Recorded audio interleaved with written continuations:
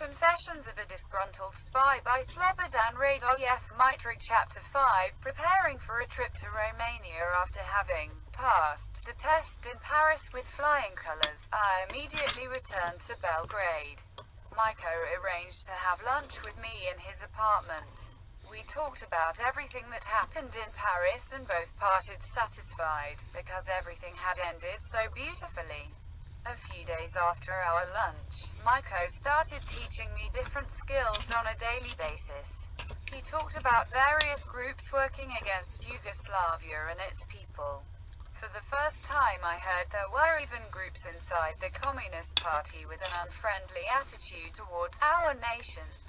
He explained to me who the Chetniks, followers of Tito's opponent, General Mihailovic, and the Ustashas, extreme Croatian nationalists, were. Finally, he explained that I would be working exclusively against ex-military people, admirers of Stalin, who had escaped in 1948 during the Communist Information Bureau period and who had now formed into groups to organize a contra-revolution in Yugoslavia. He also told me that the Chinese were helping those expatriates. My first task would be to go to Romania, but he didn't know when that would be. It was already December 1967 and Belgrade was preparing for the New Year celebrations. My mother was desperate, because I wasn't doing anything and not coming home every day. She begged me to find a job. I didn't know what to say to her. I couldn't explain my real position to her. My father knew what I was doing, but kept quiet even to my mum. All the time, I was getting decent pocket money from Miko. I trained karate 6 hours a day. Often, I went with Miko to the Yugoslav National Army Stadium and for a long time was a member of a club called Partizan. Every day Miko showed me an album full of photographs, mostly of younger people, pointing out that all of them were smugglers, members of the Belgrade underworld. Why don't you arrest them? I asked. I didn't understand why such people were running around free. It's not our business to arrest criminals.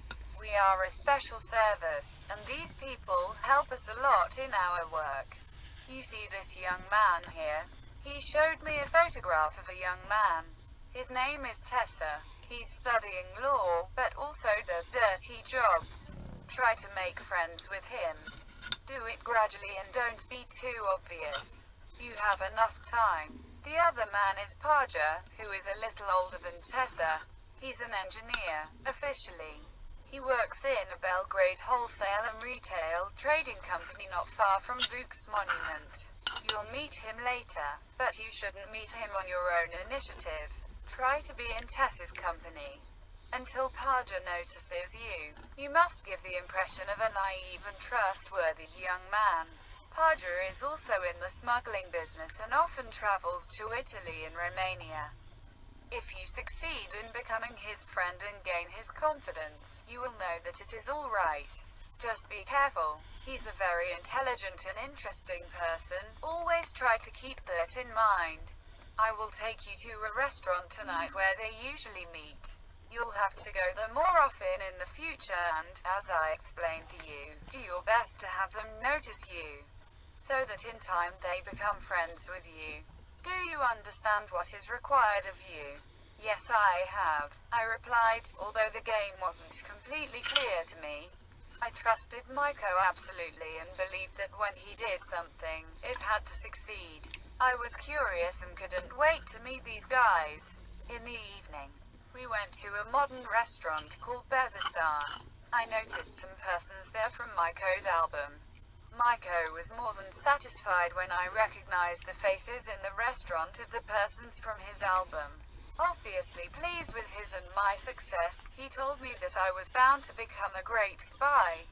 I met Tessa immediately after New Year, but he soon went to his family in Sarajevo. Upon his return to Belgrade, I went immediately to restaurant Bezistan, after completing my karate training. As soon as Tessa saw me, he greeted me. "Hello, karate man. Would you like a drink?" he asked cheerfully. "Milk, please. Milk you drink at home. This is a cafe. He was slightly drunk and started patting me friendly on my shoulder. At that moment he cheerfully addressed a man entering the restaurant. "Paja, come and knock out this karate man." Paja came slowly to the table, greeted everybody politely and kissed Tessa. We sat together for an hour. That evening I also met a young man who worked as a gym teacher in Sweden. His nickname was Ringo. Paja was interested in karate and said that even though he knew little about that sport, he wasn't afraid of any karate man in Yugoslavia. "I can beat any karate man like a cat, although I don't know the first thing about karate," Paja boasted. "Seriously, I hope you won't beat me too. We're already friends." While they were all laughing, Paja continued, "Of course I won't beat you. But I will surely beat George, then I'll introduce you to George so you can try your luck." I continued talking, knowing full well that Paja was only joking. Paja was physically too feeble to fight even the weakest young man, let alone beat George, the karate champion of Yugoslavia. After this joke, we all became somehow more intimate. I liked Paja as a man. He was cheerful and a true gentleman. Everyone wanted to become his friend. It was my first encounter with Paja.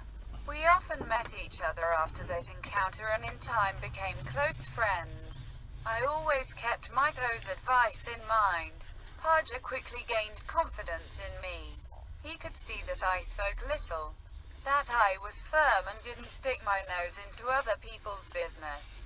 Soon I started selling watches and rings with Tosa. That was merchandise that Paja gave to Tosa. Soon I became a master smuggler myself. Many people asked me to work with them.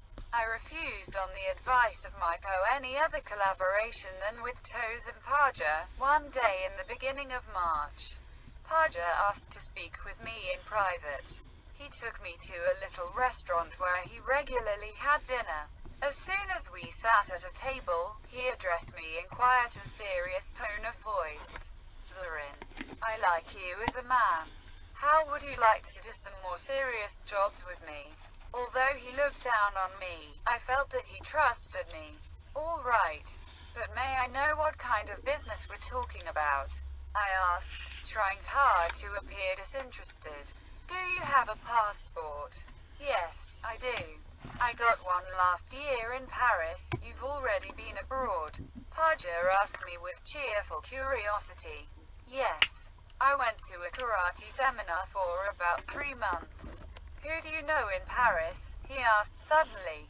"No Yugoslavs. I spent my time with Frenchmen." "Do you know any emigrants?" "Not one. I avoided them. They only talk about politics." "You're right, Zorin. I've been traveling abroad for years, but don't do politics. My only politics is to earn money. That's all I'm interested in. I've planned an excellent job this time. If you're interested, you can get rich quickly." "Okay, what's it about?" I was very impatient to find out as soon as possible something about that job, but tried my best not to show it. "I have to tell you, this job is a bit dangerous. But, if you're smart you can avoid any danger. We need to transport about 100 wind jackets in Romania. We can sell them there at the price of 300 lei a piece. It is true the lei isn't worth much in Yugoslavia, but it's more valuable than the dinar in Romania. With these lei we get from selling wind jackets, we'll buy with the help of my Jewish friend about 30 fine Orthodox icons. Icons are sold for a good price in the West, and in that way you can make a lot of money. I promise you that you'll earn 3 million dinars from one successful haul." I almost accepted that attractive offer, but remembering the advice from Maiko to be extremely cautious and careful, restrained myself. "Sounds great, but I'm afraid that the police might catch us. There is a risk. But, if we're careful, there is no danger." "Okay.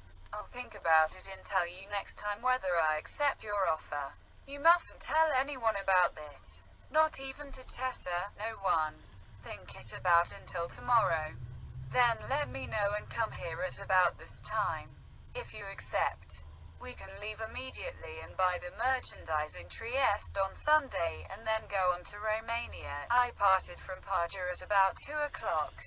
I immediately telephoned Maiko and said that I would meet him at his place. There, I told him everything about Paja's offer. Maiko was more than satisfied. Go over there tomorrow and meet Paja at the same time. Accept everything, but keep saying that you're afraid of the police. Tell him you'll accept the job because you trust him and that you wouldn't accept going on the same adventure with anyone else but him. But Paja is, as far as I'm concerned, only a common smuggler. No, Paja is no ordinary smuggler. You'll find it out for yourself very soon.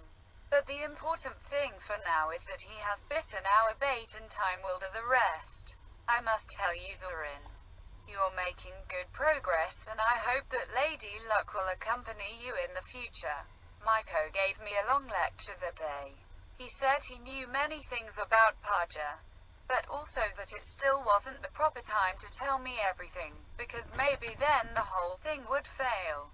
Remember, Zorin, Paja must get the impression that you're very naive and that he is the one to always lead and teach you everything. That's why you must be clever.